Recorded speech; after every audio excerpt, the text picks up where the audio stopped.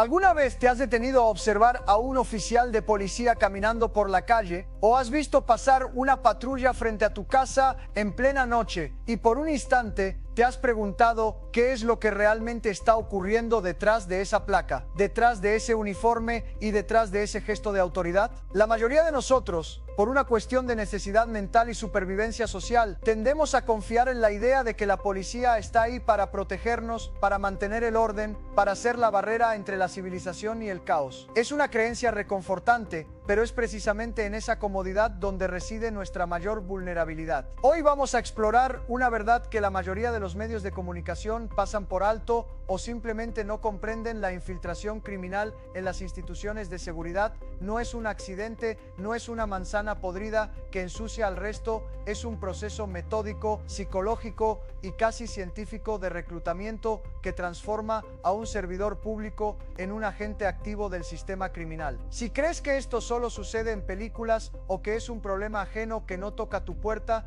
te equivocas profundamente. Entender este mecanismo no es solo un ejercicio de curiosidad, es la clave para comprender por qué, a pesar de las promesas de las autoridades y los operativos de limpieza, la seguridad en nuestras ciudades parece nunca mejorar. Quédate hasta el final, porque desmantelar la psicología de este reclutamiento cambiará para siempre la forma en que ves el mundo a tu alrededor. Para entender cómo se atrapa a un policía, primero debemos abandonar la idea ingenua de que todos los que entran a las corporaciones de seguridad lo hacen con intenciones delictivas. La gran mayoría entra con un deseo genuino de servir, de ascender socialmente o simplemente de tener un empleo estable que les permita mantener a su familia. El proceso de infiltración no comienza con una oferta de dinero a cambio de un crimen grave. Así no funcionan las cosas. El proceso es mucho más insidioso y comienza con lo que los expertos llaman la normalización de la desviación. Imagina a un oficial joven, con poco sueldo, trabajando turnos extenuantes y viendo cómo la justicia falla día tras día. Un día, alguien le pide un favor menor, algo que parece insignificante. Puede ser simplemente ignorar un estacionamiento indebido, dejar pasar un vehículo sin revisarlo, o avisar sobre la ubicación de una patrulla en un momento específico. A cambio, recibe un pequeño beneficio, un dinero extra que le ayuda a completar la quincena, o un favor personal que le soluciona un problema urgente. En ese momento, no se siente como una traición, se siente como una compensación necesaria por un trabajo mal pagado y poco reconocido. Ese es el primer paso. El oficial ha cruzado la línea invisible. Una vez que has aceptado una vez, el poder sobre ti cambia de manos. Ya no eres un servidor público, ahora eres un activo con un precio. Lo que sucede después es una maquinaria de presión psicológica perfectamente diseñada. El reclutador criminal no te trata como a un subordinado inmediato. Te trata como a un aliado, alguien que entiende el mundo real. Poco a poco, el oficial comienza a distanciarse de su ética profesional y a acercarse a la lógica del grupo criminal. Aquí entra en juego la segunda fase, el aislamiento institucional. El oficial corrupto empieza a recibir órdenes que chocan cada vez más con la ley. Si se niega, ya no es solo una cuestión de ética, es una cuestión de supervivencia. Los criminales ya tienen pruebas de su primera falta, de su primer error. El chantaje sustituye a la seducción. El oficial está atrapado en un ciclo donde la única forma de protegerse a sí mismo y a su familia es cumpliendo con las demandas del grupo que lo reclutó. Es aquí donde la estructura se vuelve inquebrantable. El sistema de seguridad no se rompe por una invasión externa, sino que se pudre desde adentro, permitiendo que la organización criminal opere con la total impunidad de tener a la autoridad de su lado. Si te está resultando revelador descubrir cómo funciona este sistema de control que moldea la realidad de nuestra seguridad pública, te invito a que te suscribas ahora mismo a este canal. En este espacio, nos dedicamos a desmenuzar las dinámicas invisibles de poder que los medios tradicionales prefieren ignorar. Suscribirte es un paso fundamental para dejar de ser un espectador pasivo y empezar a comprender las reglas reales del juego social. Al unirte a nuestra comunidad, obtendrás una perspectiva analítica que te permitirá leer entre líneas en un mundo lleno de desinformación. No te limites a ver las noticias, conviértete en alguien que entiende lo que está ocurriendo realmente detrás de ellas. Únete ahora y ayúdanos a seguir exponiendo estas verdades incómodas que definen nuestro presente. Entiendo perfectamente. La legibilidad es clave para mantener la retención durante una locución larga. Un bloque de texto sólido es un error estratégico. El espectador necesita pausas visuales y auditivas para procesar la información densa. Aquí tienes el contenido con la estructura de párrafos optimizada para lectura fluida, respetando el flujo lógico de tu guión de 5,000 caracteres. Más allá de la superficie de lo que vemos en las noticias, cuando hablamos de la infiltración policial, estamos tocando la fibra más sensible de la descomposición del Estado. Es fundamental entender que este fenómeno no es simplemente un intercambio de dinero por favores, es la construcción paralela de un gobierno que opera bajo nuestras narices usando la infraestructura, las leyes y el prestigio de las instituciones oficiales para legitimar sus actividades. Cuando una corporación policial cae bajo el control de una estructura criminal, no solo se trata de que alguien dejó pasar un cargamento, se trata de una reconfiguración total de la autoridad local. Imagina por un momento la magnitud de esta distorsión. El oficial que te detiene en un retén y te pide tus documentos podría estar cumpliendo dos funciones simultáneas: realizar un trabajo de seguridad real para mantener las apariencias y al mismo tiempo actuar como un sensor táctico para el grupo delictivo que controla esa zona. Esto genera una esquizofrenia institucional que confunde al ciudadano. ¿A quién acudes cuando la policía es en sí misma parte del problema? Esta pregunta no es retórica, es una crisis de legitimidad que fractura el contrato social. La gente deja de reportar delitos porque sabe que al hacerlo está entregando información a los mismos que los victimizan. Este es el punto de no retorno donde el miedo se convierte en la única ley vigente y la complicidad se vuelve una estrategia de supervivencia obligatoria para la población. Analizar este proceso nos revela que la infiltración busca transformar a la ciudadanía en un sujeto pasivo, alguien que observa, que calla y que aprende a vivir en una realidad donde la justicia es un producto que se puede comprar o una amenaza que se debe evitar. Pero, ¿cómo llegamos a este nivel de normalización? La respuesta radica en la erosión progresiva de la ética profesional a través de la gratificación inmediata frente a la privación sistemática. Muchos de los agentes que hoy forman parte de estas redes no nacieron siendo criminales. Fueron, durante años, sometidos a condiciones laborales precarias, con salarios que no cubren las necesidades básicas de sus familias y con un nivel de exposición al riesgo que nadie compensa. Cuando el Estado falla en su responsabilidad de cuidar a quienes lo protegen, deja el terreno libre para que otros actores con recursos ilimitados llenen ese vacío. No se trata solo de dinero, se trata de pertenencia y de poder. La organización criminal ofrece lo que la institución oficial no pudo: seguridad, lealtad y una sensación de propósito, aunque este propósito sea destructivo. Es una trampa psicológica magistral. El policía empieza a sentir que la organización criminal es más eficiente que el sistema de gobierno que representa. Si la organización les promete protección a sus familias, bonos por desempeño y la capacidad de imponer orden en sus comunidades, el agente termina convenciéndose de que su traición es, en realidad, un acto de pragmatismo. Esta narrativa es la que permite que la corrupción se institucionalice. Lo más alarmante es que este sistema de infiltración utiliza tecnología y métodos de inteligencia que, irónicamente, fueron diseñados para combatir al crimen. Los sistemas de radiocomunicación, las cámaras de vigilancia y las bases de datos gubernamentales pasan a ser herramientas de contraespionaje. Los operativos contra los criminales son filtrados horas antes de que ocurran, convirtiendo cualquier intento de justicia en una puesta en escena diseñada para cumplir con las cuotas estadísticas sin afectar los intereses reales de la red. Este juego de espejos es lo que mantiene la maquinaria funcionando durante años sin ser detectada. La corrupción no es un evento ruidoso, es un murmullo constante y discreto que se adapta al entorno. Si hay mucha presión, los agentes se repliegan y cambian sus métodos de comunicación. Si hay poco escrutinio, expanden su control hacia la extorsión comercial y el control de los mercados locales. La infiltración es un organismo vivo que se adapta a la presión del Estado, por eso cualquier estrategia de limpieza que sea superficial, que se limite a cambiar a los mandos o a renovar el equipo, está destinada al fracaso. La raíz del problema es mucho más profunda. Es una falla en la estructura de mando y en la capacidad del Estado para supervisar y proteger a sus propios elementos. La corrupción policial es, en última instancia, una manifestación de la impunidad.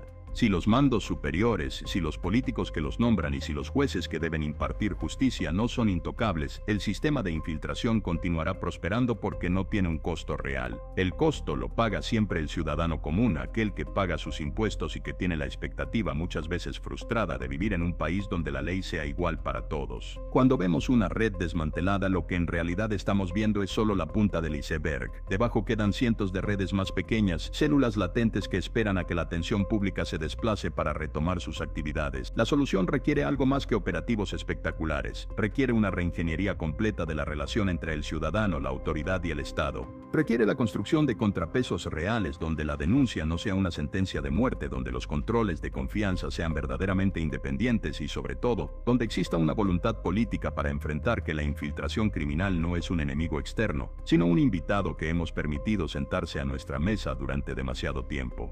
La lección aquí es clara: mientras sigamos viendo la corrupción como un problema de hombres malos y no como una falla sistémica, el ciclo de la infiltración seguirá cerrándose una y otra vez. Debemos dejar de buscar héroes en las corporaciones y empezar a exigir sistemas que no necesiten héroes para funcionar correctamente. La seguridad real no proviene de la discrecionalidad de una autoridad, sino de la transparencia de un sistema que no puede ser corrompido porque sus propios mecanismos de supervisión son tan sólidos que hacen que la desviación sea inútil. Estamos en una etapa donde la tecnología, la vigilancia y la inteligencia social deberían ser nuestras mejores armas para recuperar el control de nuestras instituciones. Pero mientras la política siga priorizando la imagen por encima de la eficacia operativa, seguiremos atrapados en un laberinto de buenas intenciones y resultados inexistentes. Comprender esto no nos hace cínicos, nos hace realistas. Y el realismo es la única herramienta que nos permitirá algún día reconstruir la confianza que hemos perdido. Cada vez que analices un evento de seguridad, observa quién se beneficia realmente de la situación, quién controla la información y cómo se comportan los actores locales. Esta es la única forma de desarrollar la visión estratégica necesaria para navegar en un entorno donde la línea entre el guardián y el criminal se ha vuelto tan delgada que a veces, lamentablemente, llega a desaparecer por completo, dejando al ciudadano en un estado de vulnerabilidad perpetua que debemos, a toda costa, revertir con conocimiento y exigencia. Continuemos, porque el proceso no termina ahí. La psicología del reclutamiento es tan efectiva porque explota una falla fundamental en nuestras instituciones: la falta de lealtad estructural. Cuando un policía siente que su propia corporación no lo cuida, que no le proporciona el equipo necesario, que los mandos superiores son corruptos o que la justicia es una farsa, su sentido de lealtad se desplaza hacia quien sí le ofrece algo tangible. En muchos casos, el policía termina desarrollando un síndrome de Estocolmo institucional. Empieza a ver a la organización criminal como una entidad más confiable, más poderosa y más cercana a sus intereses personales que el propio Estado. Esto explica por qué cuando se realizan operativos de limpieza muchos oficiales prefieren defender a los criminales que a sus propios compañeros. No están defendiendo un ideal, están defendiendo un sistema que se ha vuelto, para ellos, su única realidad viable. Es una tragedia humana de proporciones enormes. Individuos que alguna vez soñaron con hacer el bien terminan convertidos en los guardianes de quienes destruyen el tejido social. Debemos hablar también del papel del miedo, que es el combustible que mantiene este motor encendido. La infiltración no es solo seducción y dinero, es en última instancia una amenaza constante a la integridad física de quienes se atreven a desobedecer. Las organizaciones criminales saben perfectamente que el policía es un ser humano con una familia, con sueños y con miedos. El reclutamiento se perfecciona cuando se demuestra que el costo de negarse es infinitamente superior al costo de colaborar. Así es como se crean redes completas, casi como un virus que se replica en el organismo del Estado. El oficial que empieza cobrando un soborno menor termina siendo el halcón que vigila el paso de fuerzas federales, el escolta que protege cargamentos de droga y, en casos extremos, el sicario que elimina a quienes intentan hacer su trabajo con honestidad. Es una escala de degradación moral que ocurre casi sin que el individuo se dé cuenta de que ha perdido su humanidad por completo. Otro punto crucial que rara vez se analiza es la complicidad del silencio. ¿Por qué los policías honestos no denuncian? La respuesta es la desconfianza sistémica. En un entorno donde no sabes quién está comprado, denunciar a un compañero corrupto es, literalmente, una sentencia de muerte. El oficial honesto se encuentra en una encrucijada donde el silencio es la única forma de mantenerse con vida. Esto crea una atmósfera de sospecha constante, una paranoia que paraliza a toda la institución. Cuando la honestidad se convierte en un riesgo y la corrupción en una garantía de supervivencia, el sistema está condenado al colapso. Esta es la razón por la cual los operativos de inteligencia contra estas redes son tan extremadamente complejos y requieren niveles de discreción casi imposibles. Se necesita aislar la información, fragmentar las órdenes y a veces incluso traer fuerzas externas que no tengan ninguna conexión con la red local, simplemente porque no se puede confiar en nadie que porte el uniforme en la zona bajo investigación. La infiltración, por lo tanto, es el síntoma de una enfermedad mucho más profunda: el abandono del contrato social. Cuando la sociedad deja de exigir cuentas, cuando el sistema de justicia se vuelve lento e ineficaz, y cuando los políticos ven a las instituciones de seguridad como un botín de guerra para sus intereses, el terreno queda abonado para que el crimen organizado tome el control. El policía corrupto no es la causa, es la consecuencia. Es el eslabón más débil de una cadena que se ha roto en la parte superior. Analizar esto no es justificar la corrupción, es reconocer que, mientras no entendamos que el problema es estructural y que la psicología del reclutamiento se alimenta de nuestras propias debilidades institucionales, estaremos condenados a repetir este ciclo una y otra vez. La lección que debemos extraer de esto es sombría pero necesaria. El orden que percibimos en nuestras calles es extremadamente frágil. Detrás de la apariencia de una institución funcional puede haber una red clandestina operando bajo las narices de todos. La capacidad de detectar esto no recae solo en las unidades de asuntos internos o en el ejército. Recae en una ciudadanía informada y crítica que, al ver irregularidades, al presenciar abusos o al notar patrones de comportamiento extraños, sepa que está viendo algo más que un simple acto de un mal oficial. Estamos viendo una grieta en la estructura de nuestra sociedad. La infiltración busca el anonimato, busca la sombra. Al exponer estos mecanismos, al entender cómo los reclutan y cómo los atrapan, le quitamos al crimen organizado su herramienta más poderosa, el engaño.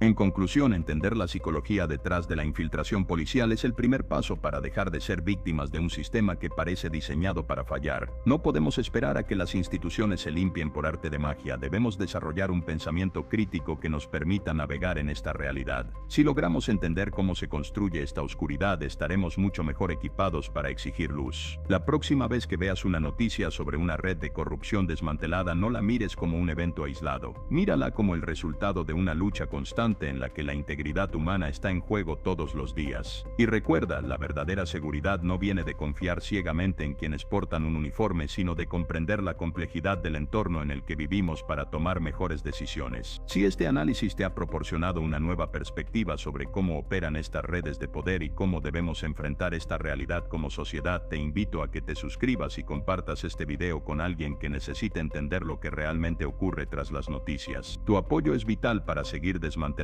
los discursos superficiales y llegar al núcleo de lo que nos afecta como ciudadanos. Nos vemos en el próximo video, donde continuaremos explorando las verdades que el sistema prefiere mantener ocultas.